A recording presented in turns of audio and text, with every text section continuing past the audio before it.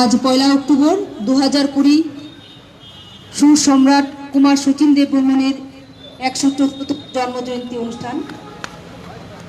এই উপলক্ষে ত্রিপুরা সরকারের তথ্য সংস্কৃতি দপ্তরের আয়োজিত শ্রদ্ধাঞ্জলি অনুষ্ঠানে উপস্থিত সবাইকে স্বাগত জানাচ্ছি। রাজ্যের মাননীয় মুখ্যমন্ত্রী আমাদের মধ্যে উপস্থিত হয়ে গেছেন, ওনাকে তথ্য সংস্কৃতি দপ্তরের পক্ষ থেকে স্বাগত জানাই।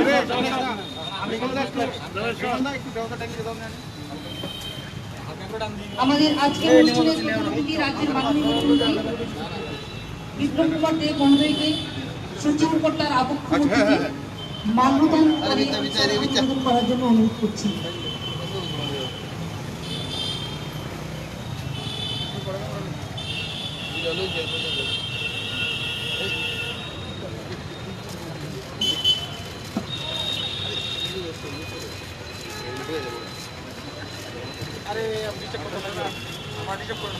সেই সাথে সমস্ত অতিথিবৃন্দকে এবং সাংস্কৃতিক উপদেষ্টা কমিটির সদস্যবৃন্দকে শচীন কর্তার আবক্ষ মূর্তিতে পুষ্পার্ঘ অর্পণ করে শ্রদ্ধা নিবেদন করার জন্য অনুরোধ করছি।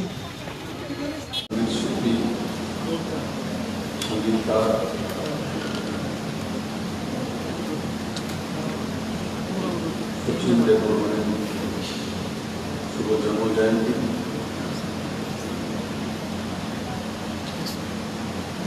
তিনি আমাদের মধ্যেই জন্মগ্রহণ করেছিলেন, সেটা আমাদের ত্রিপুরাবাসীর সবচেয়ে বড় বিষয়।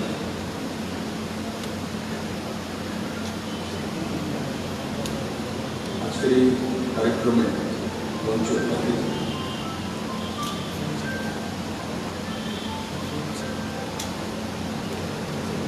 Special secretary IC department Shri Abhijit চন্দ্র,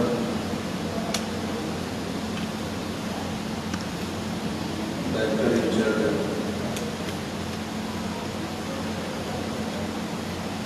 শ্রী চাকমা,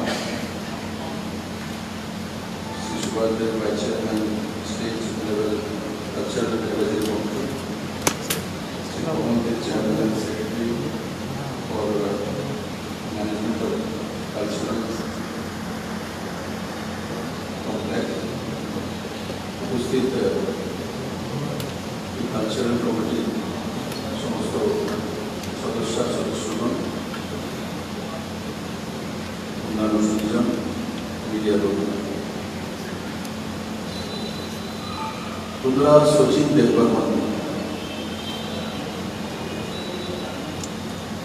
সেটা একটা সাংস্কৃতিক অধ্যায়।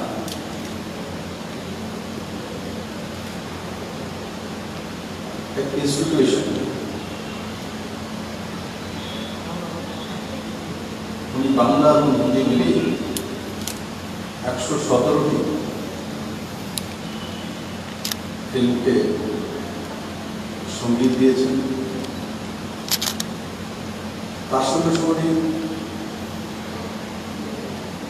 সুমধুর গাইতে জানতেন।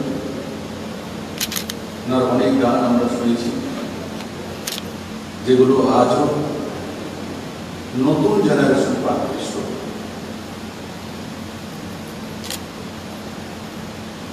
শচীন দেববর্মন পদ্মশ্রী প্রাপ্ত, দুবার ফিল্মফেয়ার। 1935 সালে প্রথম ওনার সঙ্গীতকার হিসেবে আত্মপ্রকাশ।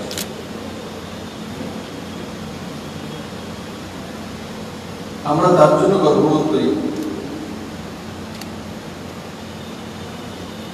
ত্রিপুরার মাটির সঙ্গে ওনার সম্পর্ক আমাদের গর্বের। শচীন কর্তা, তারপর ওনার সুপুত্র আর.ডি. বর্মন, এগুলো ত্রিপুরার জন্য এবং ত্রিপুরাবাসীর জন্য চিরকালের গর্বের বিষয়। আমরা ভাগ্যবান এই কিংবদন্তি মহান শিল্পীরা আমাদের এই মাটিতে জন্মগ্রহণ করেছে। বন্ধুরা, প্রত্যেকবারই আমরা এই অক্টোবর এই দিবসটি পালন করি।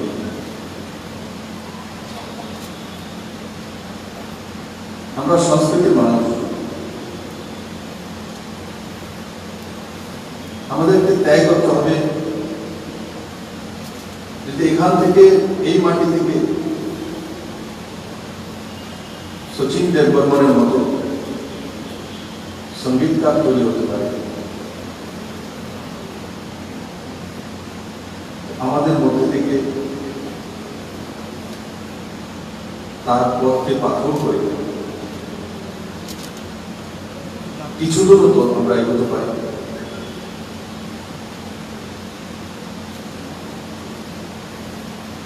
ত্রিপুরা সরকার বিভিন্ন ইনিশিয়েটিভ নিয়েছে কালচারাল হওয়ার জন্য। 15 ফাইন্যান্স কমিশনে আমরা 200 কোটি টাকা ব্যয়, যাতে এখানে একটা নর্থ ইস্টের একমাত্র কালচারাল হাব তৈরি করতে পারি। রাজ্য সরকার সেই দিশাতে প্রস্তাব 15 ফাইন্যান্স কমিশনকে পাঠিয়েছে। তো তার মধ্যে নর্থ ইস্টের সমস্ত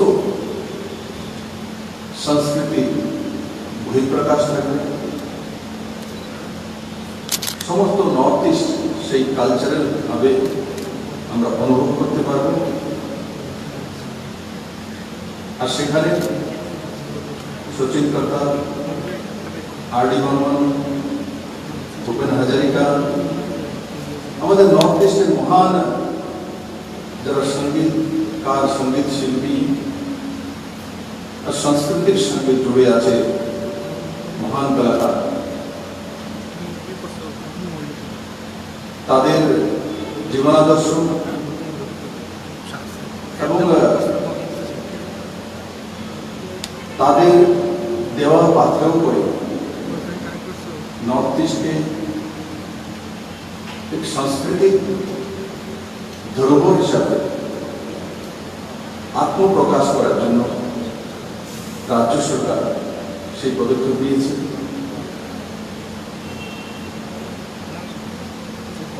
বন্ধুরা, এই নতুন সরকার আসার পর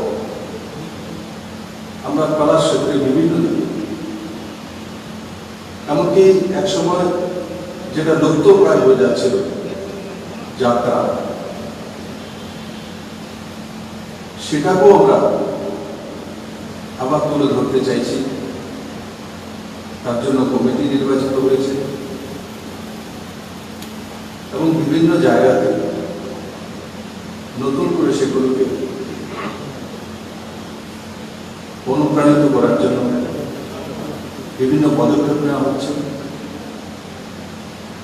আমি আশা করি যারা এখানে শিল্পী রয়েছেন, যারা আমাদের এই সংস্কৃতিকে এগিয়ে নিতে চাইছেন, তারা আরো বেশি বড় মাত্রা সবাইকে এক মঞ্চে একত্রিত করে শচীনদার বা শচীন কর্তা এই যে সাগরের মতো এক ব্যক্তিত্ব, তাকে সামনে রেখে ত্রিপুরাকে অনেক দূর পর্যন্ত এগিয়ে যেতে। কারণ আমাদের এখানে কোনো, যদি আমি দেখেছি কোন লিটল জ্যামে গেছে, কোন কম্পিটিশন গেছে, ত্রিপুরা থেকে, আগরতলা থেকে, আচ্ছা শচীন কর্তা এখান থেকে, তো এই যে প্লাস পয়েন্ট, আমি জাজেসকে দেখি মাঝে মাঝে, যে মাত্র আগরতলা থেকে এসছে, কৈলাসহর থেকে এসছে, তো ও শচীন কর্তার মাটি, আর.ডি. বর্মনের মাটি, আশা ভোসলের শ্বশুরা, এগুলো আপনি আমাদের কাছে চলে আসে, যেগুলো অন্য রাজ্যের কাছে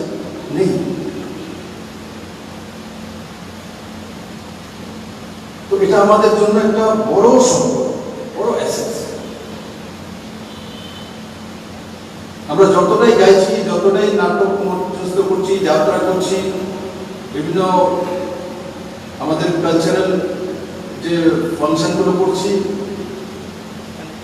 আমরা যখনই ত্রিপুরার বাইরে যেখানেই যাই না কেন, তখন সচিব কর্তার আশীর্বাদ আমাদের উপর চলে আসে, ছায়া চলে আসে। তো এটা আমাদের জন্য বড় একটা সম্পদ। আমি আজকের দিনে আপনাদের সবাইকে বলবো যে এই সম্পদকে কিভাবে আমরা আরো বেশি আমাদের সমাজের জন্য কাজে লাগাতে পারি। আর সমাজের সঙ্গে সঙ্গে এটা একটা রোজগারের বড় মাধ্যম। এমন নয় যে আমি রবীন্দ্রসঙ্গীত গাইলাম, নজরুলগীতি গাইলাম, আধুনিক গান গাইলাম, প্লেব্যাক সিঙ্গার হলাম, বা তবলা বাদক হলাম, গিটার বাদক হলাম, এটা আমাকে রোজগারও দিতে পারে। যে কালচারাল ভাবে আমি বলছি 200 কোটি টাকা খরচা করে, এটা রোজগার দেবে ত্রিপুরা। পুরো নর্থ ইস্টের যখন শিল্পীরা এখানে আসবেন, ক্লাস নেবেন, তো পুরো নর্থ ইস্টের আলাদা আলাদা রাজ্য থেকে লোক স্টাডি করার জন্য আসবে, এখানে থাকবে। তো কত বড় রোজগার। একদিকে মানসিকভাবে আমাদের যে বিকাশ হয়, তার মধ্যে বড় সহায়ক। দেখবেন মন খারাপ হলে একটু গান শুনলে খুব ভালো লাগবে। চুপচাপ বসে আছি তো রবীন্দ্রসঙ্গীত শুনতে খুব ভালো লাগে। একটু বিকেলের দিকে পূজা অর্চনা চলছে, দুর্গা পূজা চলছে, কালী পূজা চলছে, তো একটু প্লেব্যাক সিঙ্গার শুনতে ভালো লাগে। এগুলো আমাদের ব্যক্তিত্বের বিকাশ ঘটায়,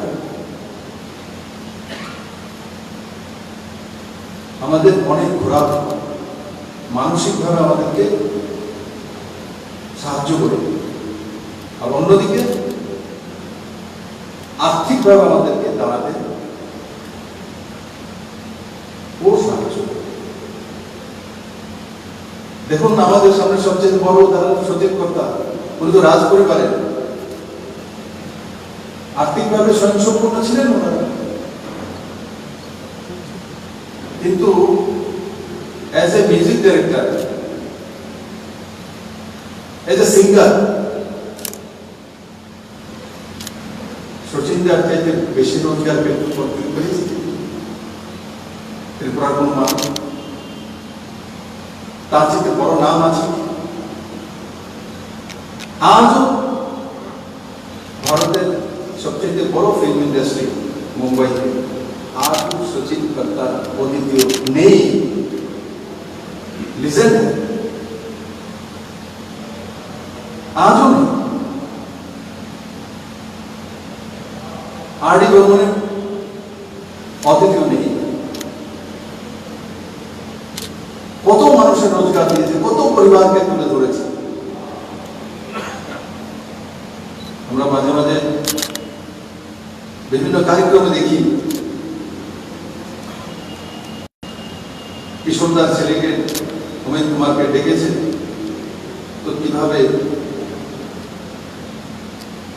আর ডি বর্মন ওনাকে সিঙ্গার হিসেবে প্রস্তুত করে দিয়েছে। তো এগুলো থেকে আমাদের শেখা উচিত, এবং সচিন কর্তার যে পুরো জীবনের যে অধ্যায়, সেটাকে সামনে রেখে আমরা অত্যন্ত সবল মনে এগিয়ে যেতে পারি যে আমাদের সামনে এটা লক্ষ্য ছিল আর কতটা পর্যন্ত আমরা পৌঁছেছি। আমি আশা করি আমরা আগামী দিনে যারা সঙ্গীত শিল্পী রয়েছে বা যারা সেই কলাক্ষেত্রে রয়েছে তাদের বহিঃপ্রকাশ আরো বেশি সুন্দরভাবে কিভাবে করতে পারে, গ্রামগঞ্জে থেকে নিয়ে তাদেরকে কিভাবে আমরা সেই জায়গাটা দিতে পারি। আইসি ডিপার্টমেন্ট তার জন্য সচেষ্ট রয়েছে, কিন্তু আমরা সবাই মিলে যদি সচেষ্ট হই তো আমরা ত্রিপুরাকেও অনেক জায়গায় পৌঁছে দিতে পারবো এবং আমাদের ব্যক্তিত্বের যে বিকাশ সেটাকেও পুরো দুনিয়ার সামনে তুলে ধরতে পারবো। বন্ধুরা, আমাদের এখানে ছোট্ট রাজ্য, 20টি ট্রাইবস আরো সাব-ট্রাইব রয়েছে, আলাদা আলাদা কালচার, আলাদা আলাদা নৃত্য, আলাদা আলাদা ভাষা,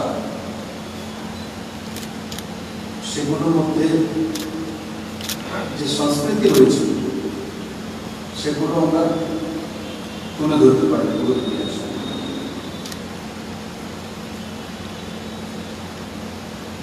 বন্ধুরা, माननीय प्रधानमंत्री नरेंद्र भाई मोदी जी ভারতবর্ষের প্রত্যেকটি দিকে, সে কলা সংস্কৃতি হোক, সে আর্থিক দিক হোক, সে প্রতিরক্ষার দিক হোক, আভ্যন্তরীণ দিক হোক, আমাদের স্বাস্থ্য ব্যবস্থা হোক, এডুকেশনের ব্যবস্থা হোক, আমূল পরিবর্তন এনেছে। কতটা বছর পর, কতটা বছর নিউ এডুকেশন পলিসি, কৃষকদের জন্য বিচলিয়া মুক্ত সমাজ ব্যবস্থা এসেছে। আজকে মাননীয় প্রধানমন্ত্রী কিষাণ সম্মান নিধির মাধ্যমে প্রতি বছর কৃষকদের কাছে 6,000 টাকা পাঠালে তার অ্যাকাউন্টে 6,000 টাকাই যায়, কোন বিচলিয়া নেই। আজকে যে কৃষক বিল এনেছে তারও বিচলিয়া মুক্ত হয়ে গেছে, মাঝখানে কোনো দালাল থাকতে পারে। প্রত্যেকটি ব্যবস্থার মধ্যে নরেন্দ্র মোদী সেই দিশাতে কাজ করেছে। সাংস্কৃতিক দিকেও